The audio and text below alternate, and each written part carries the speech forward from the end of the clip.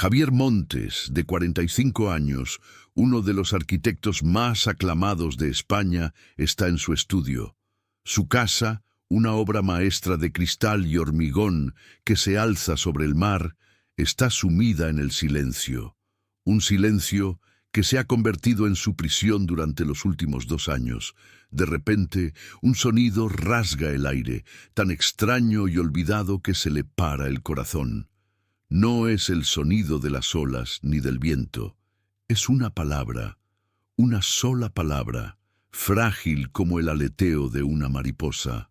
Mira. Se pone de pie, con el cuerpo tenso, y corre hacia el enorme ventanal que da al jardín. Y entonces lo ve. Su hijo, Leo, de 6 años, cuyo mundo se ha sumido en un silencio absoluto tras un accidente traumático, está de pie sobre el césped.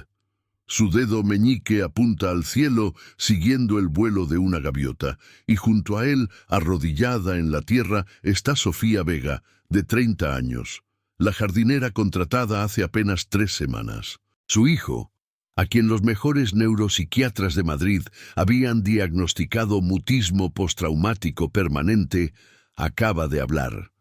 Javier se queda paralizado, con la mano apretada contra el cristal frío, mientras las lágrimas le resbalan por el rostro. Lo que está a punto de descubrir sobre Sofía y sus métodos, que nada tienen que ver con la medicina, destrozará todas las certezas sobre las que ha construido su vida, su carrera y su dolor. La Casa Horizonte, como la bautizó la prensa, fue la cúspide de la carrera de Javier Montes, una estructura minimalista que desafiaba la gravedad, con sus paredes que parecían disolverse en el océano. Era un monumento al orden, el control y la perfección, pero dentro de esta joya arquitectónica se escondía una tragedia que ningún premio Pritzker podría reparar. Hace 2 años, durante una tormenta, el pequeño Leo, que entonces tenía 4 años, resbaló en el suelo de mármol pulido y se cayó. La caída no fue grave, pero el trauma desencadenó algo terrible. Desde ese día Leo dejó de hablar, para siempre. Su voz, antes un torrente de risas e interminables preguntas, simplemente desapareció, encerrada en una fortaleza de silencio.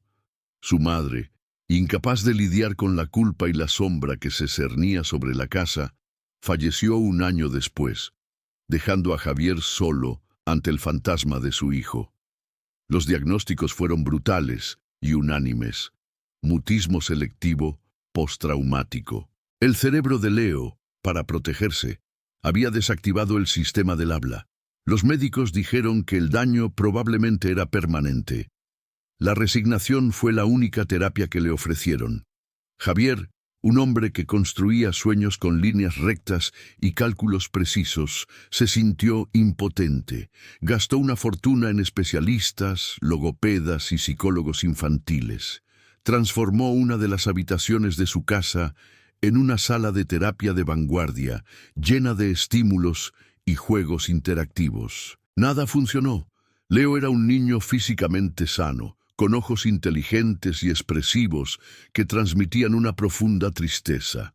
Se movía por la casa como un pequeño fantasma, y cada línea recta, cada superficie perfecta, era para Javier un dedo acusador que le recordaba el día en que su perfección se hizo añicos. Los terapeutas se sucedieron, cada uno con sus propias técnicas y promesas vacías. Eran profesionales competentes, pero veían a Leo como un caso clínico, un rompecabezas por resolver. Ninguno logró romper el muro de silencio. Javier, en el fondo, se había dado por vencido. El silencio se había convertido en la banda sonora de su vida, un recordatorio constante de su fracaso como arquitecto y como padre. Fue una tarde gris de marzo cuando cedió a una extraña sugerencia de su empleada doméstica. Una agencia de empleo doméstico tenía a una mujer, Sofía Vega, fichada para acompañamiento y jardinería terapéutica. A Javier le pareció ridículo el término, pero la idea de que alguien cuidara el jardín descuidado y quizás le hiciera compañía a Leo le parecía menos dolorosa que otra terapeuta con bata blanca. Aceptó la entrevista por puro agotamiento. Sofía llegó una mañana de primavera, vestida con sencillez, con las manos de alguien que conoce la tierra y una sonrisa que parecía traer consigo el sol. No habló de terapias ni diagnósticos. Habló de los ciclos de las semillas, del lenguaje del viento y de cómo las flores pueden contar historias. Javier pensó que era una soñadora, completamente desconectada de la realidad, pero había una calma en sus ojos marrones que lo intrigó. Y lo más importante, Leo, que normalmente se escondía de los desconocidos, estaba en el jardín observándola desde lejos, con una curiosidad que Javier no había visto en años. La contrató más por desesperación que por convicción, sin saber que acababa de abrir la puerta a un milagro. Las primeras 3 semanas fueron extrañas. Javier observaba a Sofía desde la ventana de su estudio. No intentaba obligar a Leo a hablar. De hecho, apenas le dirigía la palabra. En cambio, se comunicaba de otras maneras. Juntos plantaron un pequeño huerto de girasoles. Sofía le enseñó a sentir la textura de la tierra, a distinguir el olor a hierba mojada del de las flores. Pasaban horas en silencio, construyendo pequeñas esculturas con piedras de playa o simplemente sentados escuchando el sonido de las olas. Sofía llamaba a estas actividades conversaciones sin palabras. Le explicó a Javier, en una de las pocas ocasiones en que hablaron, que el alma de Leo necesitaba reaprender a confiar en el mundo antes de poder recuperar la voz. Javier escuchó con escepticismo. Todo le parecía un disparate poético. Los médicos le habían mostrado escáneres cerebrales, hablado de sinapsis y bloqueos neuronales, y esta mujer vino a hablarle de girasoles y del sonido del mar. Incluso consideró despedirla, poniendo fin a esta farsa que solo servía para retrasar la aceptación de la dura realidad. Pero no podía negar lo que veía. Leo estaba cambiando. Había una nueva luz en sus ojos. Ya no se escondía en su habitación. Pasaba los días en el jardín con Sofía. Volvió a sonreír, pequeñas y tímidas sonrisas que eran como grietas en el muro del silencio. Javier se debatía entre su lógica, que le decía que todo era inútil, y su corazón de padre, que veía una chispa de vida regresar a su hijo. Y entonces llegó esa tarde. Javier estaba trabajando, inmerso en sus proyectos, cuando lo oyó. «Mira». Una sola palabra. La voz de Leo, oxidada por el desuso, pero inconfundible. Corrió hacia la ventana, con el corazón latiéndole con fuerza, y vio la escena que lo cambiaría todo. Leo de pie, señalando una gaviota, y Sofía a su lado, sonriendo como si hubiera sabido que ese momento llegaría. El chico la miró y pronunció una frase completa, una frase que a Javier le sonó como la sinfonía más hermosa jamás compuesta. «Sofía, mira, vuela». Javier sintió que le flaqueaban las piernas. Se apoyó en el frío cristal con el cuerpo temblando, mientras las lágrimas que había contenido durante 2 años fluían libremente. Su hijo, su Leo, había hablado. No en una clínica estéril, ni frente a un especialista, sino en un jardín, hablando de una gaviota con una mujer que creía en el lenguaje de las flores. Cuando Leo lo vio en la ventana, se le iluminaron los ojos. Corrió hacia ella, torpe, y por primera vez en 2 años gritó una palabra que destruyó y reconstruyó el mundo de Javier. «Papá». Javier salió al jardín y se arrodilló, abriendo los brazos. Leo se arrojó a su regazo y Javier lo abrazó con la fuerza de quien se ha perdido en el desierto y ha encontrado un oasis. ¿Disfrutaste esta historia? Dale a me gusta y suscríbete al canal. Continuemos con el video.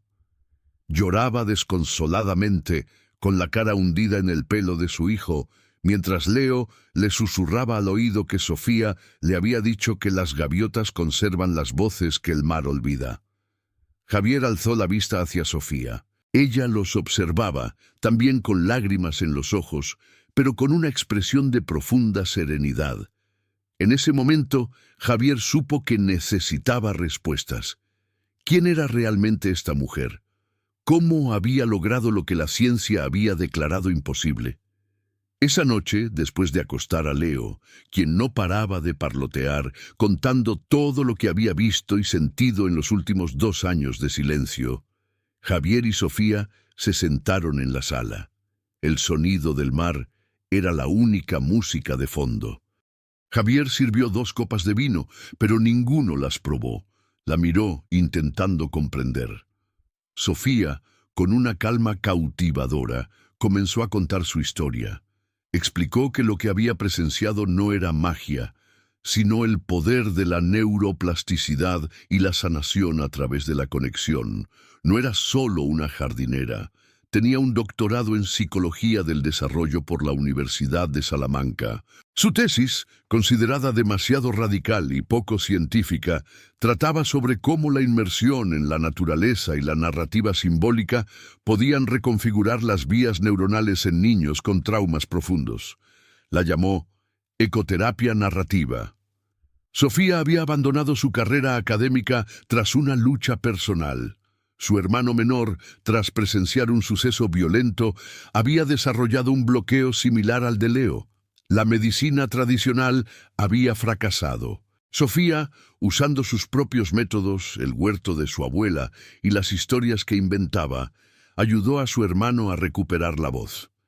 Pero la comunidad académica rechazó sus resultados, calificándolos de anecdóticos y poco científicos. Decepcionada con un sistema que priorizaba los diagnósticos sobre las soluciones, decidió trabajar al margen, ayudando en privado a las familias que el sistema había abandonado. Leo fue su 5.º jardín secreto. Los 4 anteriores habían florecido de maneras inesperadas. Javier escuchó, fascinado y conmocionado. Hombre de lógica y estructura, se enfrentó a la prueba viviente de que existían fuerzas y conocimientos que su cosmovisión no podía abarcar. Él, quien se había forjado una reputación dominando la naturaleza con hormigón y acero, se dio cuenta de que Sofía había sanado a su hijo enseñándole a escuchar la naturaleza. Comprendió por qué la habían marginado. Sus métodos no podían patentarse. Su precio fue tiempo, empatía, paciencia y profunda sabiduría. Esa noche Javier no durmió. Se paseó por la casa, ahora llena del soñoliento sonido de la respiración de su hijo. Contempló su obra maestra arquitectónica y por primera vez la vio tal como era. Fría, arrogante, silenciosa, y supo que tenía que tomar la decisión más importante de su vida. Los meses siguientes transformaron la vida de Casa Horizonte y de Javier. Le pidió a Sofía que se quedara, no como empleada, sino como socia. Juntos continuaron su trabajo con Leo, quien florecía cada día. Su voz se fortalecía, su risa resonaba en los pasillos antes silenciosos. Javier, impulsado por un nuevo propósito, emprendió algo radical. Convocó a su equipo de arquitectos y anunció un nuevo proyecto.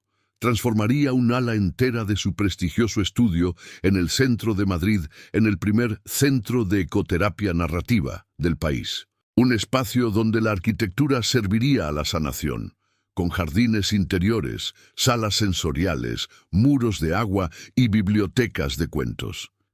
Estaría dirigido por Sofía y ofrecería terapia gratuita a niños considerados casos perdidos. La noticia impactó su círculo profesional y social como una bomba. Sus colegas lo acusaron de perder la cabeza, de mezclar la arquitectura seria con el esoterismo.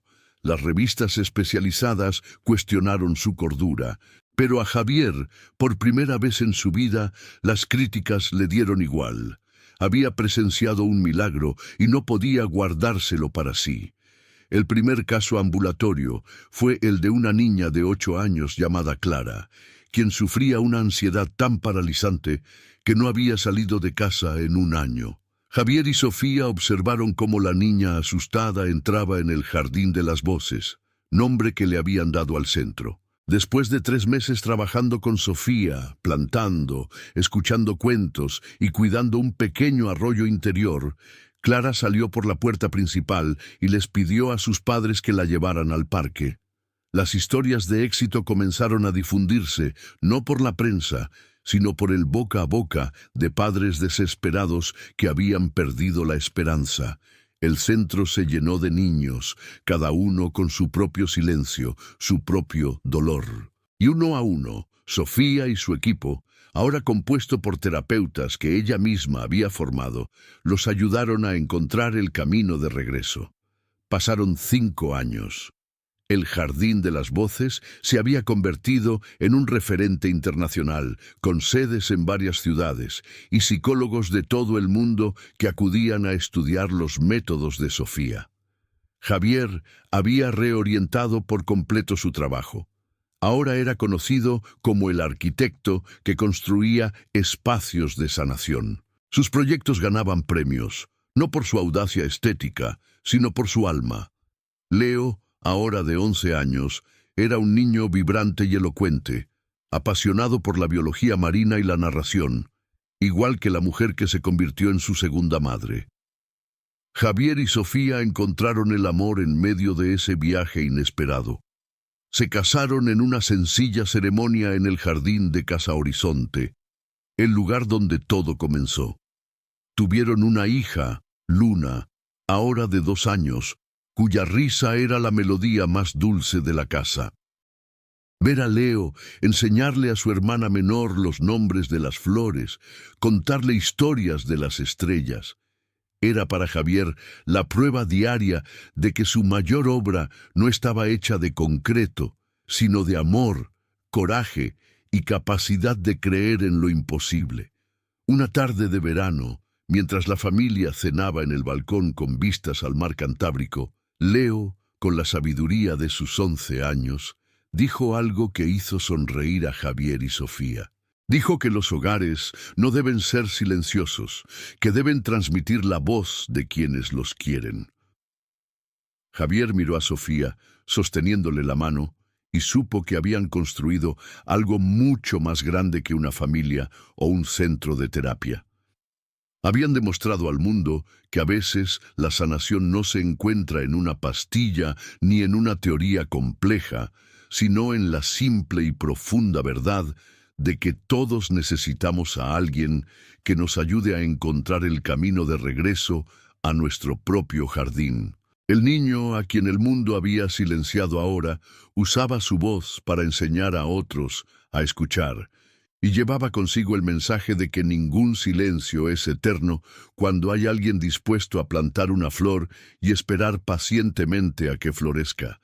Si esta historia de sanación y amor que desafía la ciencia te conmovió, dale a me gusta y suscríbete para ver más historias que te harán creer en el poder de la conexión humana. Cuéntanos en los comentarios, ¿crees que la naturaleza y el amor pueden sanar donde la medicina falla? ¿Has presenciado alguna vez una transformación que parecía imposible? Y no te pierdas nuestro próximo video, donde descubrirás la increíble historia de una bibliotecaria anciana que cambió el destino de todo un pueblo con el poder de los libros olvidados. 74.2 S.